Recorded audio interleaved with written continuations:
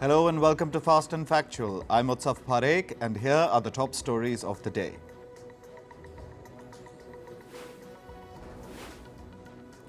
The Iran-backed Houthi group has ordered American and British nationals to leave Yemen. They have asked the American and British staff of the United Nations and other humanitarian organizations to leave within a month. This comes after the US and the UK struck the Yemen-based group amid escalations in the Red Sea. Last week, the US recategorized the Houthis as a terrorist organization.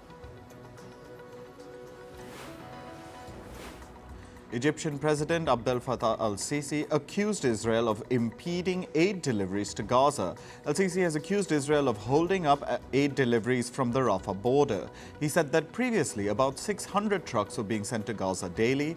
However, in the past few days, only about 200 have been able to make it through per day. Palestinians gathered at the site of an Israeli airstrike on Rafah yesterday. They were helping in recovering dead bodies from the rubble. Rafah is crammed with more than half of the Gaza Strip's 2.3 million people who have been displaced due to the war. Separately, Israeli tanks also hit a UN training center in Gaza's Khan Yunis city. The attack killed at least 9 people and wounded 75. More than 200 have been killed in the past day alone. According to the Gaza Health Ministry, at least 25,700 Gazans have been killed in the war so far. Turkish President Recep Tayyip Erdogan and his Iranian counterpart Ibrahim Ricey met in Ankara yesterday. The two leaders discussed issues including the war in Gaza and energy cooperation between the countries. Erdogan and Ricey spoke about Israel's bombardment in Gaza and steps for retaining peace in the region. They also agreed on the need to avoid further spillover of the war in West Asia. Following their meeting, Iran's Ricey took a shot at the United States. Speaking at a news conference, Ricey said that the US is abetting Israel in its crimes in Gaza. He also suggested that the countries must end their economic and political ties with Israel. Ricey added that this will help stop Israel's torment and murders in the region.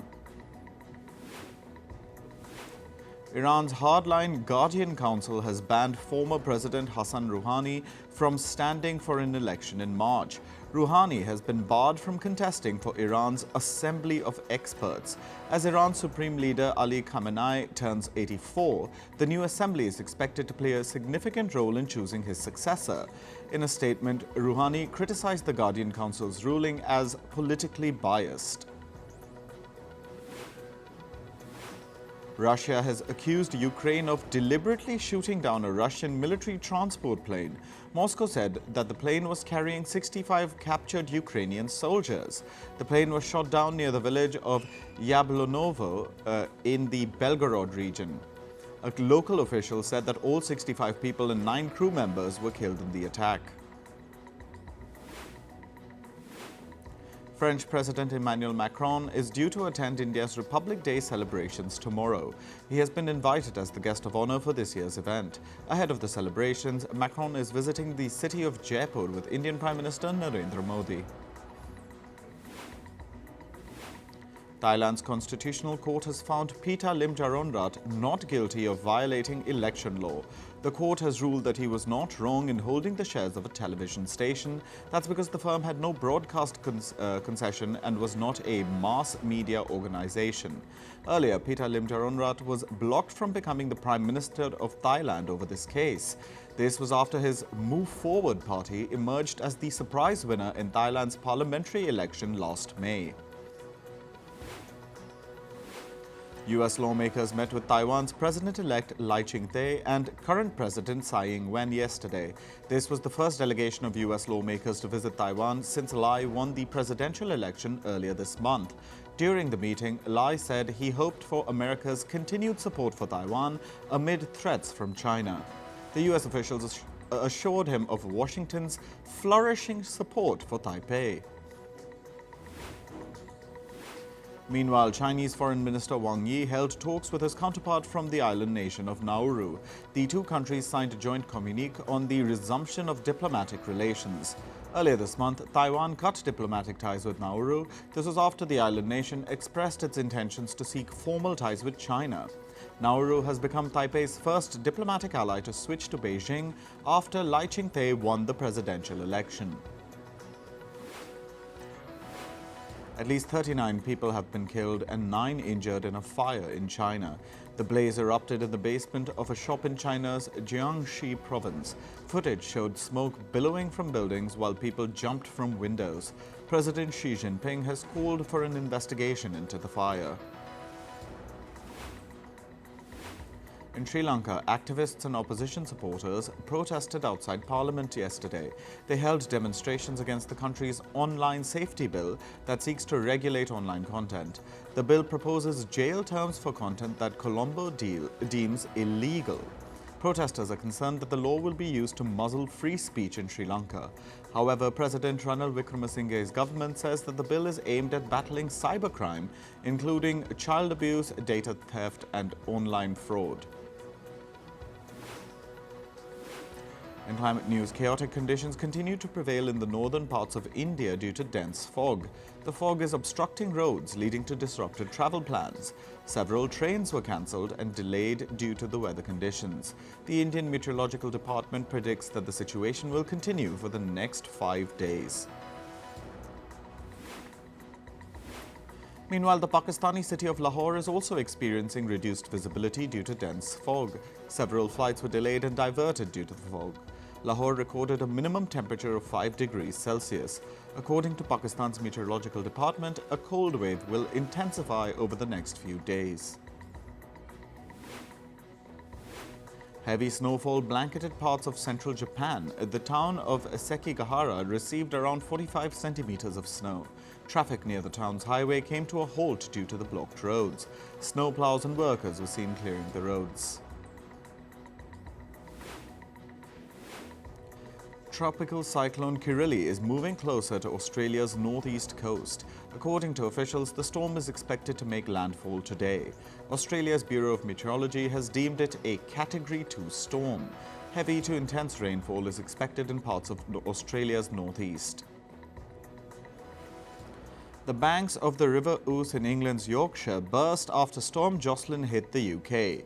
Floodwaters submerged streets throughout the city.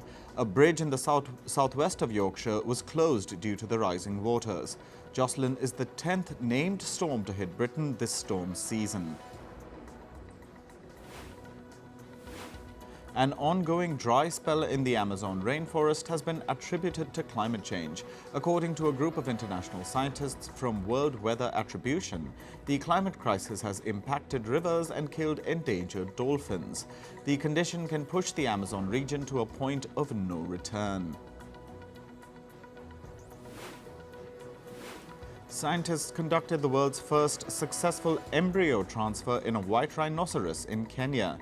This procedure could save the critically endangered white rhinos from extinction. The embryo of a southern white rhino was produced in vitro. It was then transferred to a surrogate mother who carried a pregnancy of 70 days with a well-developed male embryo. Now on to business and tech news. China has reduced the reserve requirement ratio for banks. From February 5th, the country's central bank will cut the amount of cash banks must hold as reserves. This move aims to free up over $139 billion to support the economy. This comes as the country struggles with the weak post-pandemic economic recovery. In recent days, tumbling stock markets have added to the woes of China.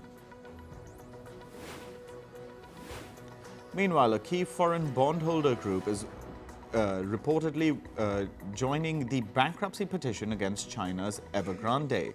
Evergrande owes over $2 billion to the bondholder group. In late 2021, the property firm defaulted on offshore debt. This sent shockwaves through China's property sector.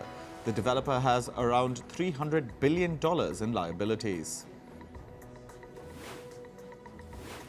Tesla has said that it expects to start production of new electric vehicles in mid-2025. Owner Elon Musk said this after warning against a sharp slowdown in sales this year. The slowdown has been attributed to declining consumer demand, rising competition, and high interest rates. Union workers at Opels Mexico plant went on strike yesterday. This was after talks over a new contract failed. Approximately 1,000 workers protested outside the plant. They are demanding an over 15% pay rise from the car maker. However, Audi is willing to offer only a 6.5% hike. The U.S. Federal Aviation Administration has halted the production of Boeing 737 model aircraft. This comes after the door panel blowout incident with Alaska Airlines earlier this month.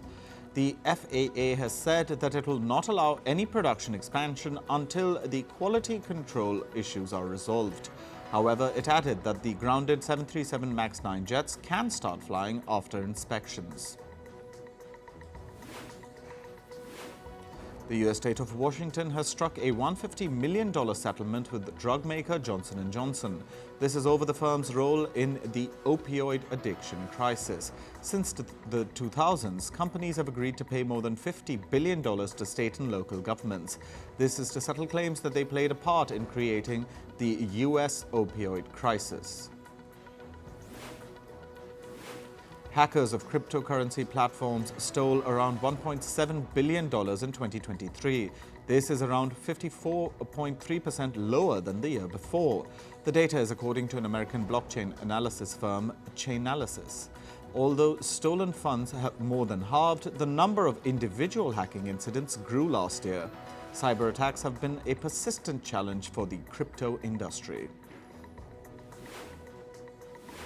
American fast food chain Chipotle Mexican Grill is looking to hire 19,000 additional employees.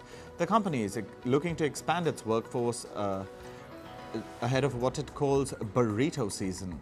Burrito season marks the period from March to May. Chipotle typically sees a spike in its demand during this period. The announcement comes at a time when most other sectors are plagued with layoffs. Microsoft's stock market value crossed the $3 trillion mark for the first time yesterday. The company's share prices hit $405 as it hit the milestone. However, the share prices closed at $402, valuing Microsoft at $2.99 trillion. With this, the big tech firm retains its position as the world's second most valuable company, just behind Apple. Microsoft and Apple have been vying for the top spot as most capitalized stock on Wall Street. Google has reached a settlement in a patent infringement lawsuit. This is over chips that power the company's artificial intelligence technology. Tech firm Singular Computing has accused Google of utilizing its patented technology without permission. The technology has allegedly been used in AI features in Google Search, Gmail, and Google Translate. Details of the settlement have not been made public. However, Google stressed that it did not violate Singular's patent rights. Moving to sports, let's start with cricket. England spinner Sh Bashir has been granted a visa to travel to India for the ongoing Test series. Bashir will join his teammates this weekend. However, he has already missed the first Test match, which is currently underway in the city of Hyderabad. New Zealand all-rounder Rachin Ravindra won the ICC Emerging Player of 2023. Ravindra edged past Indian competitor Yashasvi Jaiswal and Sri Lanka's Dilshan Madhushanka. In the women's category, Australian Phoebe Litchfield was given the Emerging Player of the Year. Litchfield beat England's Lauren Bell and Bangladesh's Marufa Akhtar to clinch the award. In football, Morocco beat Zambia 1-0 in last night's Africa Cup of Nations match. Hakim Ziyech scored the only goal in the 37th minute. Morocco will face South Africa in the knockout stages on the 31st of January. However, they will be without their head coach, Walid Regragui. This is because Regragui has been charged for inciting a fight with the coach and players of the Democratic Republic of Congo after the two teams played each other on the 21st of January. Athletic Bilbao knocked Barcelona out of the Copa del Rey Cup with a 4-2 win in the quarter-final. Bilbao started off early with a goal in the very first minute. Then Barcelona scored twice to take a lead by the 32nd. Bilbao equalized and the scores were 2-2 just before half-time. In the second half, it was looking as if the game would go to penalties. However, Bilbao managed to net 2 more goals in extra time to advance in the tournament. Liverpool beat Fulham 3-2 on aggregate to reach the EFL Cup final. The second leg of the semi-final ended in a 1-1 tie. The Reds had already won the first leg 2-1. Liverpool will now play Chelsea in the final on the 25th of February. Meanwhile, Liverpool striker Mo Salah has been ruled out for at least a month. Medical scans have revealed that Salah suffered a severe muscle tear in his hamstring. The injury took place when Salah was playing for Egypt against Cape Verde in the Africa Cup of Nations. In tennis, world number 6 Alexander Zverev has advanced to the Australian Open semi-final. Germany's Zverev dominated world number 2 Spaniard Carlos Alcaraz in 4 sets. The first 2 sets were in favour of the German 6-1, 6-3. Alcaraz came back to win 7-6, but then Zverev won 6-4 to set up a semi-final against world number 3 Denis Medvedev of Russia. Meanwhile, Russia's Denis Medvedev overcame a tough battle against Poland's Hubert Hurkacz at the Australian Open. The game was full of twists and turns. Both players would win a set and then lose the next one. World number 3 Medvedev would finally won 3 out of the 5 sets that were played. The quarter-final battle between Medvedev and Hurkacz went on for 4 hours. The men's pair of Indian Rohan Bopanna and Australian Matthew Ebden have reached the Australian Open final. They beat China's Zhang Zhizhen and Czech Republic's Thomas Machak 6-3, 3-6 and 7-6. Bopanna has now become the oldest player and the first Indian to reach an Australian Open final. The Indian women's team beat America 7-3 in the Hockey Fives World Cup last night. The tournament is being played in Oman's capital, Muscat. The US took an early lead by the 14th minute after scoring 3 goals in quick succession. The match was looking in favour of the Americans. Then the Indian women launched a blitz offensive and scored 7 goals in a row between the 17th minute to the 29th. India next face Namibia on the 25th of January. In entertainment news, singer Taylor Swift has become the latest victim of fake AI-generated images. On the 24th of January, explicit fake images of Swift started circulating online. The creator of the images is still unknown. Taylor Swift is yet to comment on the incident. This year, the nomination list of the upcoming Brit Awards 2024 is being dominated by women. Singer-songwriter Ray made history after landing 7 nominations. Artists like Taylor Swift, Miley Cyrus and Lana Del Rey are in the race for International Artist of the Year. The list for the Artist of the Year category includes Dua Lipa, Arlo Parks and Olivia Dean. The Brit Awards are the British phonographic industry's annual music awards. The ceremony is slated to take place on the 2nd of March. Canadian singer-songwriter Tate McRae will headline the 2024's NHL All-Star Game. She's also the celebrity captain of Team McKinnon. McRae will be performing on the 3rd of February. The NHL All-Star Game is an annual ice hockey game whose proceeds are donated to a charity and a pension fund. Rapper Snoop Dogg is gearing up for the release of his upcoming film, The Underdogs. During the film's premiere, the cast entered the venue on a purple carpet.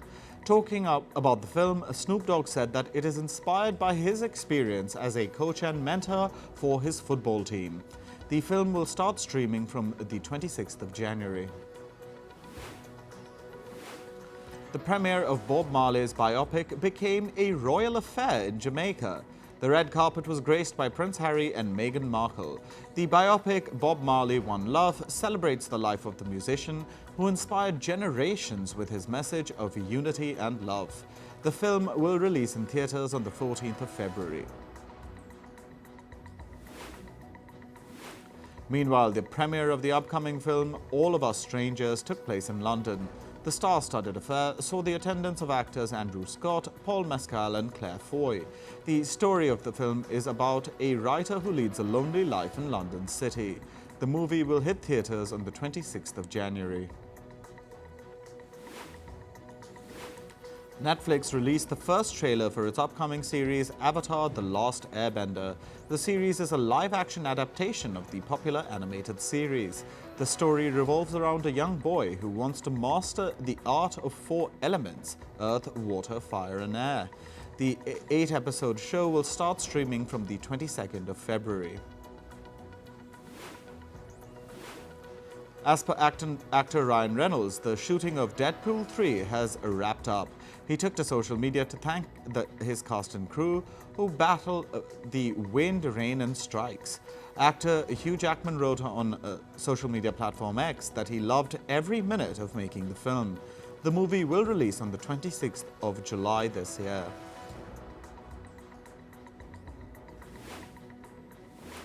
The search for the female lead for the upcoming Superman legacy film might end soon. According to reports, actors Millie Alcock and Meg Donnelly have given a screen test in Atlanta. Millie Alcock is known for her role as Princess Rhaenyra Targaryen in House of the Dragon, while Meg Donnelly starred in Disney's musical franchise Zombies as Addison. The character of Supergirl will first appear in Legacy before headlining her own film, Supergirl: Woman of Tomorrow.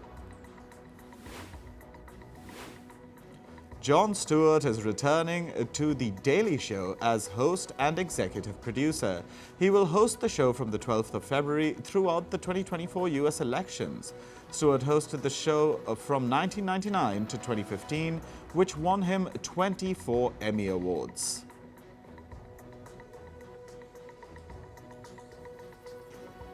That's all for this episode of Fast and Factual. Thank you for watching. Stay tuned to First Post.